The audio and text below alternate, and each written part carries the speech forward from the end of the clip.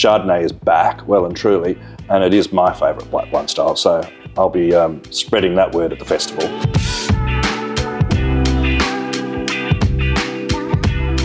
If you're a wine lover like me, you probably have some burning questions. Well, luckily I am here with the wonderful Darren Jahn from Robert Oatley Wines, one of the festival partners for 2025. Welcome, Darren. Lovely to see you. Now, you are involved in the festival almost in every aspect, but I want to chat about some of the key events today. Yep. Number one, lunch with Miguel. Miguel is cooking up a beautiful Spanish feast designed to be shared with family and friends. What are you going to be doing? Yeah, and we'll be sharing signature series wines over that lunch. I'll be putting forward some suggestions that'll work well with Miguel's meal, coming to tell the crew a little bit about those wines, and of course having a few laughs with Miguel. And maybe even a few wines. We'll see. Yeah, definitely. One of the other key events we have in the Bayview Pavilion, along with Miguel, is an opera dinner with Mirusia. Yeah. Mirusia is such a beautiful performer. She is Australia's leading classical crossover artist. Yeah. We're going to be doing a beautiful paired meal, and Mirusia will be entertaining us. So what can we expect? Absolutely. So, I mean, wine and food go together naturally, but wine and opera also work really well together.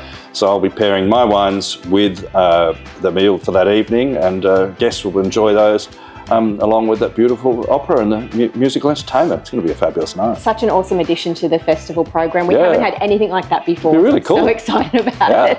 Now, masterclasses. I know you were at the festival last year and your masterclasses sold out within minutes of going on sale. They were great fun. This year, we're doing more. We're doing them more often. Tell us what you have in store. Yeah, so we're ramping it up this year, and I'm doing 6 wines again, plus a mystery wine. But this time, the 2 sets of 3 wines are going to range through a number of different price points of 2 different varieties, ranging right up to our best of the best.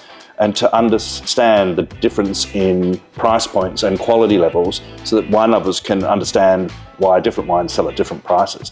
And we're including this wine here that we're having a slurp of right now, a sip of, our Franklin River Cabernet from the Pennant range that last year won the International Wine and Spirits Challenge trophy for the world's best Cabernet. We think it'll be a treat. I'm not surprised because that is delicious. I love the concept of your masterclass because I am a wine drinker. However, I'm a person that goes into the bottle shop and I don't know if I'm getting a $15 bottle or a $50 bottle. So I think what you're delivering is going to be really interesting for a lot of people. I think it'll be educational, but it'll be fun. Yeah. And it'll be 3 delicious wines in white and 3 different delicious reds, and then a mystery wine to win some prizes on as well. Oh my gosh, sounds amazing. It'll be fun. I can't wait.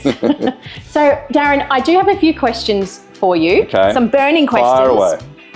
Talk to me about Chardonnay. So I'm from an era of Kath and Kim, Chardonnay.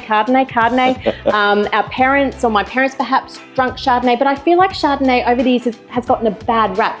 Why should I be falling in love with Chardonnay again? Well, at Oatley, we believe Chardonnay is almost the be-all and end-all of white wines. The Oatley family were the pioneers of modern Australian Chardonnay, and we're doing that again with this Robert Oatley range. And today's Chardonnay is really bright and fruit-driven. It's lovely oak and acid balance, but it's lots of fruit, as opposed to the old Chardonnays, which were really creamy and buttery and oaky styles.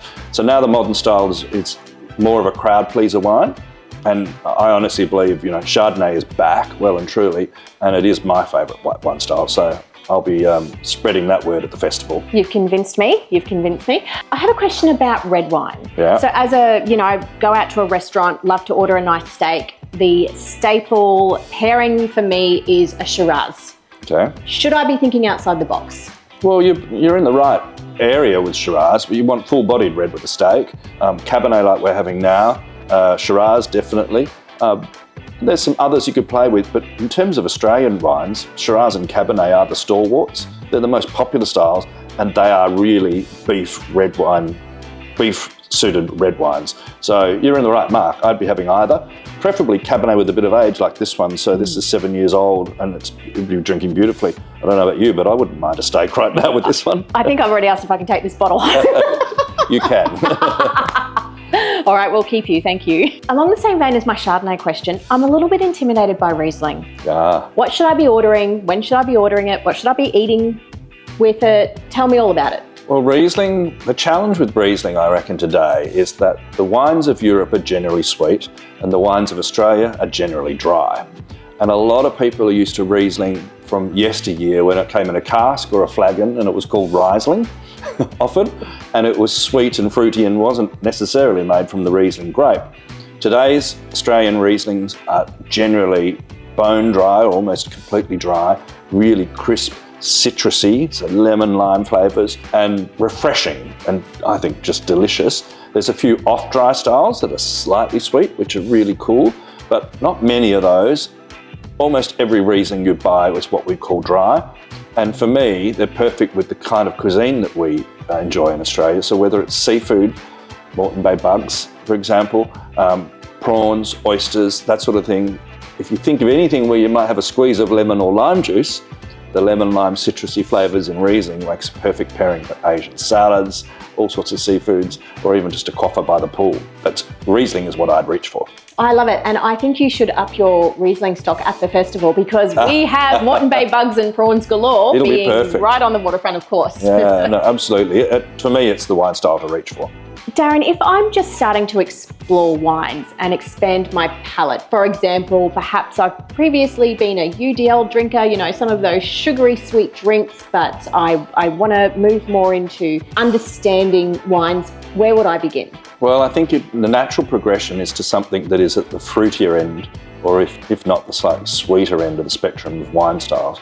And so if you were to go to a bubbly wine, so something sparkling that's slightly sweet, so a Moscato, or even something as simple as a Prosecco or a lighter fizz. Table wine wise, you'd go into something that was quite fruit driven white wine, like a Pinot Gris or Pinot Grigio, something that's soft and fruity, not too acidic and not too oaky, because those two things would be quite a shock to your palate, I think. And red wine wise, you wouldn't be reaching for this beautiful, big, rich old Cabernet, but perhaps something like a lovely, lighter, fresher style of Pinot Noir, unoaked Grenache, or a really lovely rosé from, say, made out of Grenache or Shiraz out of somewhere in South Australia, like the Claren Vale or the Barossa. All of those would offer a bit of a sort of a fruitiness, and if not in some instances a little bit of sweetness, that should be a natural progression from where you've come from. But you'd be starting rather late if you're only starting wine now. I think I'm fine with this bad boy. But so you rattled off several varieties there. What can we expect to see in Australia over the next couple of years in terms of trends in the industry? Well, the big trend is the new European varietals. So all of our varieties that we grow here are pretty much European origins, but there's new wave ones, lots of from the Mediterranean. So new varieties like Fiano, Menthia, Tempranillo, there's just a load of these new varieties that are popping up. That's the big trend. The one that's sort of already running away from us almost is Prosecco, so the Italian varietal. And so we now grow and make a lot of Prosecco in Australia. And perhaps close on its heel is Pinot Grigio and Pinot Gris, the Italian and the French version of the same variety. They're what everyone seems to be drinking at the moment.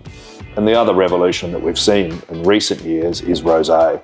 And the rise and rise of really lovely crisp dry rosés, much in the mould of the wines of Provence in France, which are really, really popular. So, you know, they're the trends. The industry and the wine industry is going to constantly evolve. We're all trying to work out what's going to be the next big thing of the next Sauvignon Blanc. No one really has put their finger on that yet. It'll probably mean that there's a number of different wine styles that will rise, and I don't think we'll ever see another one that hits the same heights as Sauvignon Blanc did. It's been so fabulous to chat with you. Thank you so much for giving us your time, and we can't wait to have you back at the festival. Nice to see you, and good to enjoy this wine with you at the festival in a few months' time. Thank you. Yeah. If you want to learn more about wine and hear more of Darren's expertise, make sure you jump online and secure your Masterclass tickets today. They are running hot, they are selling out, so act fast.